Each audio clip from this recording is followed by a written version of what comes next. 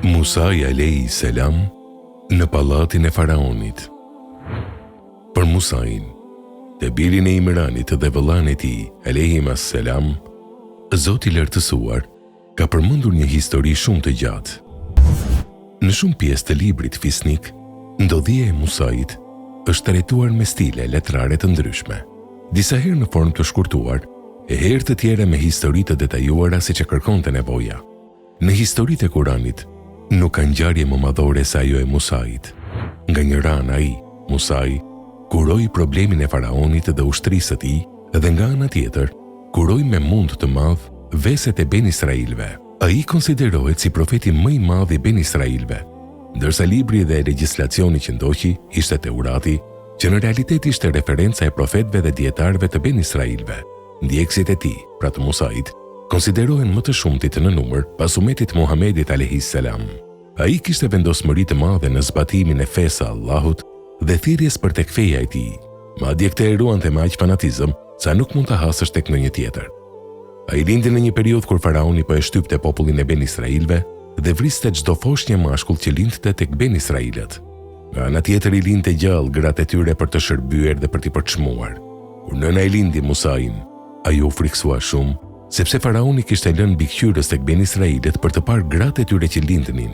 Shtëpia e saj ndodhej në bregun e lumit Nil dhe Allahu e inspiroi që të merrte një ark dhe kur të friksohej për ta hidhte në lum, pasi ta kishte lidhur arkën me litar, me qëllim që të mos e merrte rryma e ujit. Ishte mëshira e Zotit ajo që e frymëzoi nënën e tij duke i thënë: "I jepi gjie atij, dhe kur të trembesh për sigurinë e tij, hidhe në lum, pa pasur frikë dhe as dëshpërim. Me siguri që ne do ta kthejmë ty atë dhe do ta bëjmë të dërguar." Surja Kasas 7. Një ditë kur e la arkën në lum, litari që e mbante lidhur u zgjidh dhe uji e mori arkën ku qëndronte Musai, dhe ishte caktimi i Zotit që ai, Musai, të binte në duart e familjes së faraonit dhe pikërisht në duart e gruas së tij Asijes. Kur e pa Musain, ajo ndjeu një dashuri të madhe për të. Kjo nga se Allahu e kishte hedhur atë dashuri tek Musai a.s. Lajmi mori dhe ndera në vesh të faraonit.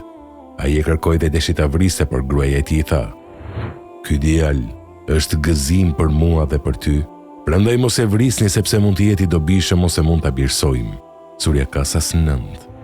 Kjo arsye e bëri të shpëtoi nga vrasja e sigurt, kjo gjurmë e mirë, kjo hyrje e mbar dhe kjo përpjekje e lavdëruar nga Asia u bë shkak që ajo më vonë të udhëzohej dhe të besonte Musain dhe profecinë e tij.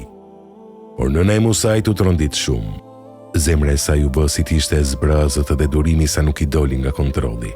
Edhe pak, dhe çdo gjë do të zbulohej, sikur të mos e kishin forcuar ne zemrën që të bëhej besimtare e vërtet.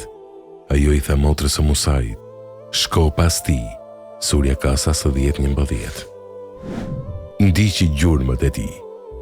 Edhe pse gruaja e faraonit u kishte dhënë Musain disa veprej grave gjithdhënëse, ai nuk e kishte pranuar gjirin e asnjërës prej tyre, kështu që foshnja ndjente etja dhe struke nga uria e madhe, dhe kjo i detyroi të dilnin për të kërkuar gjithdhënëse, me shpresën se Zoti do t'u amundsonte të gjenin dikë.